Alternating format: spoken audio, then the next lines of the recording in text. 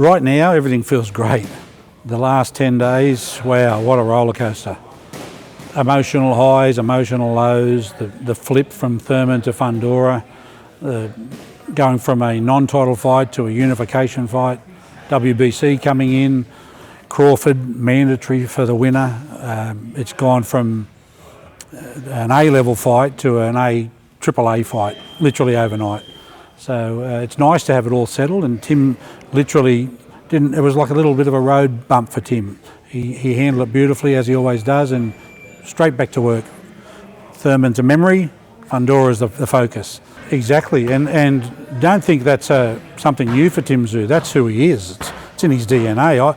I knew it was a very sombre message from Matt Rose. 10 days out, Keith Thurman's out of the fight. And we got 2 camps, so I drove around from Liam's, around to Tim's and said, need to talk to you, mate. And I just told him, I said, mate, Thurman's out, torn bicep. And Tim just looked at me as he does and said, are you serious? I said, yep. He said, what now? I said, Fundora's an option. He said, make it happen.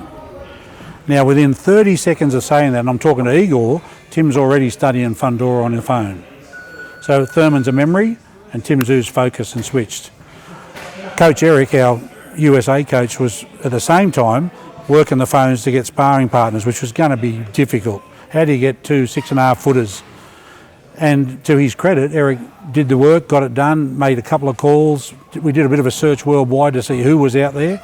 We picked up a 6'4" and a 6'3" out of Baltimore and Detroit.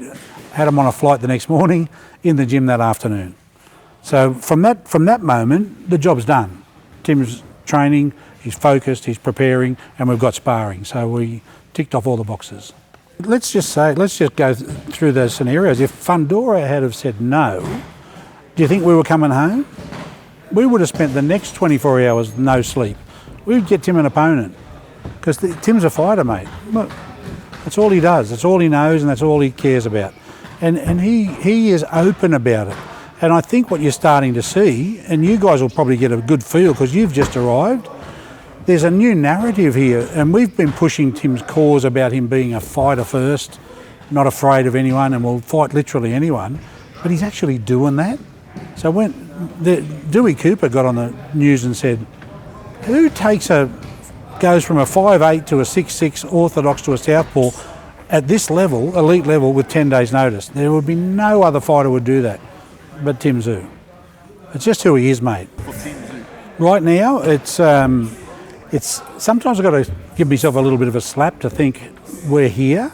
We've actually, when Terrence Crawford is being mandated to fight Tim after Tim wins on Saturday night, and Errol Spencer's in the mix, you're talking about the very best of the best in the 154s.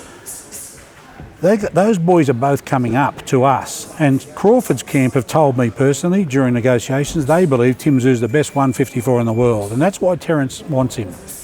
Terrence Crawford's a great fighter. He's pound for pound the greatest in the world. Mate, in all honesty, who would have thought Tszyu from Australia, 6 years into his career, and an opportunity to fight the pound for pound greatest in the world? Don't get any better, doesn't get any higher. 100%. We set out on a roadmap and a journey 6 years ago, and we've stuck to it.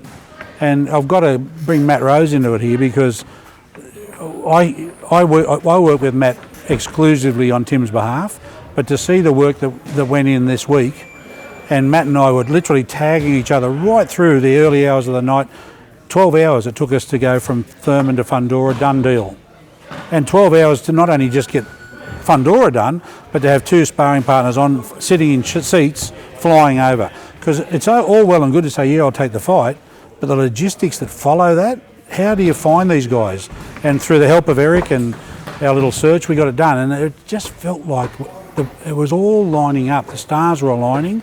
And I honestly, personally believe, I think it gave Tim another lift. And the Tim you're seeing today is 10%, 20%, I don't know how to rate it, but he's elevated now for Fundora above where he was for Thurman. So I think, like he says, he's on a leash and he's going to snap it on Saturday night, and God help who's in front of him. Yeah, it's a fair comment. When we came for Thurman, there was the normal level of boxing talk. There was a lot of people that were a little negative about the Thurman fight because he'd been out of the ring so long. But we still it was a plan to launch Tim into the US market. So we went about doing our business.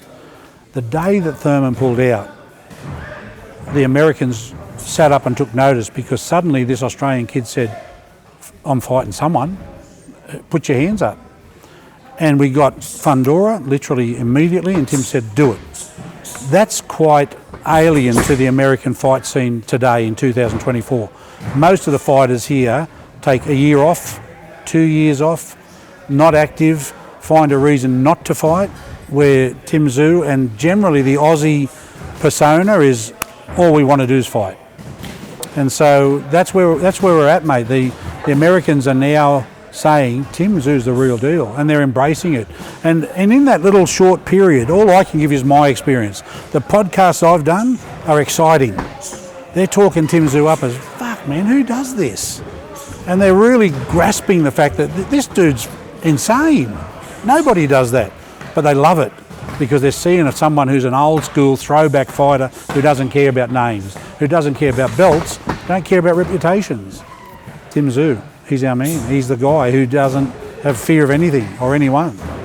So it's just a great position for all of us.